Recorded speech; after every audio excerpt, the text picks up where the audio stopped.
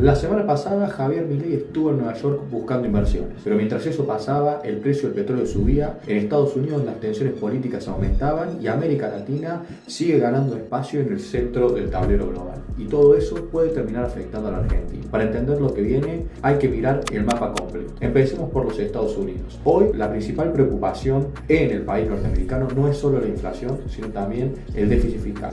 Las proyecciones muestran que el déficit federal podría mantenerse cerca del 6% del PBI durante la próxima década. Para la mayor economía del mundo, esto es bastante grande.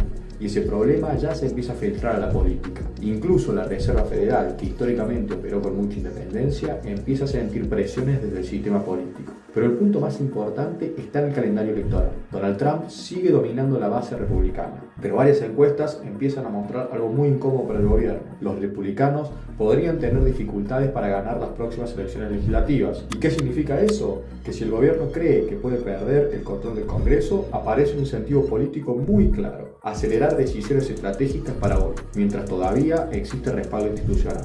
Entre ellas, decisiones de política exterior, decisiones militares, decisiones en política energética. Y eso introduce una gran incertidumbre en los mercados globales. Pero además hay otra tensión. Dentro del propio trumpismo ya empezó la pelea por el liderazgo del futuro. Figuras como Marco Rubio y el vicepresidente J.D. Vance empiezan a posicionarse para el escenario post-Donald Trump. Cuando hay dentro del poder varias agendas compitiendo, la política internacional se empieza a volver mucho más impredecible y Estados Unidos se consolida como un factor de incertidumbre en el sistema global. Y en ese contexto, América Latina vuelve a aparecer en el radar global luego de décadas de su ausencia. No solo por la cuestión del petróleo, también por el litio, el cobre, minerales críticos y cadenas de suministro. En otras palabras, recursos claves para la nueva economía. Pero la región también está atravesando un cambio político muy fuerte. En Chile, la llegada de José Antonio Kast marca un giro hacia posiciones más conservadoras y promercado. En Brasil, la política sigue organizada alrededor de una rivalidad estructural: Lula contra el bolsonarismo.